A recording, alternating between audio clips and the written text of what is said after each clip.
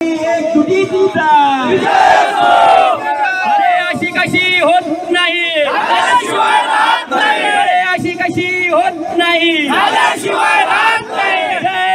जवान, जय जवान, ऊस तोड वेळेवर, ऊस तोड वेळेवर, अशी कशी होत नाही, मागणी आमच्या हक्काची,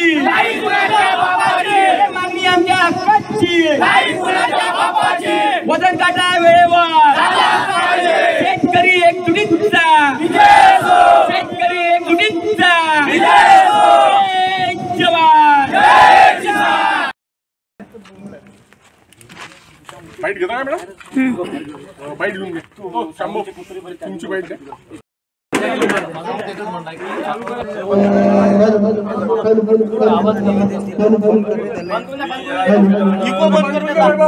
वजन काट्या त्या मुद्द्यावर सगळ्यात पहिले चर्चा खूप सकारात्मक थोडक्यात चर्चा होईल, त्याच्यावर काहीतरी सकारात्मक मार्ग निघाला पाहिजे, चर्चा करा. बरोबर. आणि आता असं आहे, एकच मुद्दा मला थोडासा विस्तारायचा आहे. एक तर आपण आपलेपणाने आणि मोकळेपणाने चर्चा करायला आम्ही तयार आहोत. मी वारंवार म्हणतो की आम्ही शेतकऱ्याला बाहेर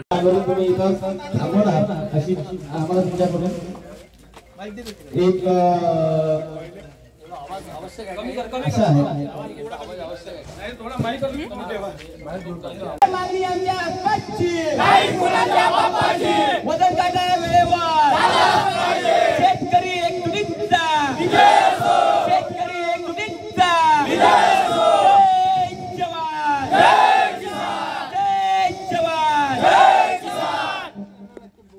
मग गेल्या अनेक वर्षापासून इथला शेतकरी जो आहे तो ऊस उत्पादक शेतकरी म्हणून प्रसिद्ध आहे. आमच्या भागातील हा कारखाना नामांकित कारखाना होता. तो पूर्वी स्वर्गीय मोरूभाऊ वानखेडे यांच्या अखत्यारीखाली होता. त्याच्यानंतर सन्माननीय गडकरी साहेबांनी तो हँडओव्हर झाला त्यांना.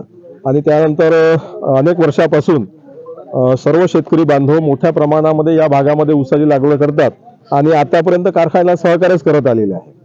आता जी काही परिस्थिती या ठिकाणी निर्माण झालेली आहे त्याच्यामध्ये काय झालंय की बराचसा ऊस हा यांच्याच दुसऱ्या कारखान्यामध्ये जातो आहे आणि ते जात असताना इथून सर्व वजन न करता त्या कारखान्यामध्ये जाऊन मोजमाप होते. त्याच्यामध्ये बऱ्याचशा ऊस गाडीच्या खाली पडून जातो, कोणी विकतात. अनेक साऱ्या शेतकऱ्यांच्या तक्रारी या निमित्ताने आला. दुसरी गोष्ट अशी का वेळेवर ऊस तोड होत नाही, हा एक जिनाईन प्रॉब्लेम आहे. जंगली श्वापदांचा मोठा त्रास आहे, त्याच्यामुळे ऊसाचं फार मोठ्या प्रमाणामध्ये नुकसान होत आहे. आणि म्हणून या सर्व भागातल्या सर्व शेतकऱ्यांनी कारखाना प्रशासनाला या सर्व गोष्टीची माहिती दिली. परत जे टोळीवाले आहे ते सुद्धा शेतकऱ्यांकडनं पैसे वसूल करून कटाई करण्याचा प्रयत्न करतात.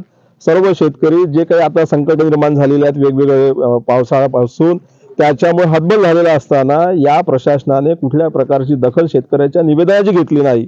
आणि त्याच्यामुळे काही दिवसापूर्वी निवेदन दिलं, सकारात्मक चर्चा झाली, परंतु त्याच्यावर तोडगा काढण्याच्या ऐवजी त्यांनी कुठलीही उपाययोजना केली नाही. आणि म्हणून मोठ्या संख्येने आज या कारखान्यावरती सर्व शेतकरी बांधव एकटवलेले आहेत. शेतकऱ्यांच्या मागण्या अतिशय जिनाईन आहे, काही फार मोठ्या मागण्या नाही आहे. ऊस जो आहे या बंदी क्षेत्रामधला जो ऊस आहे कारखान्याचा, त्याचं माप जे आहे ते कारखान्यामध्येच व्हावं, इथं त्याची मेसेज आपल्या मोबाईलवरती मिळावा. त्याच्यानंतर 45 दिवसाच्या आतमध्ये शेतकऱ्यांना त्याचं हक्काचं पेमेंट मिळावं.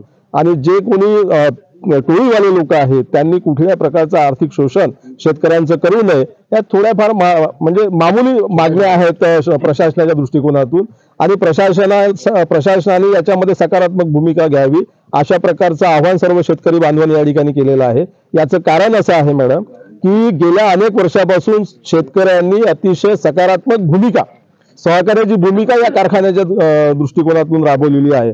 आणि म्हणून त्यांना सुद्धा दुःख आहे की एवढ्या मोठ्या संख्येने आपल्याच मागण्यासाठी आपल्याच कारखान्यावर यावं आणि निवेदन द्यावं, ही त्यांच्यासाठी देखील शोकांतिका आहे. आणि म्हणून सर्व शेतकऱ्यांच्या वतीनं आपल्या वतीनं मी प्रशासनाला विनंती करतो की याच्यातून आपण तात्काळ तोडगा काढावा. सर्व शेतकऱ्यांच्या ह्या ज्या छोट्या छोट्या गोष्टीच्या माझ्या मागण्या आहेत त्या तात्काळ मान्य कराव्या. आणि जो शेतकरी सर्व प्रश्नांनी हवालदिल झालेला आहे अशा शेतकऱ्यांना आपण खऱ्या अर्थाने आमच्या मागण्या तात्काळ मान्य करून दिलासा द्यावा, ही या निमित्तानं मी आपल्या सर्वांच्या वतीनं प्रशासनाला विनंती करतो.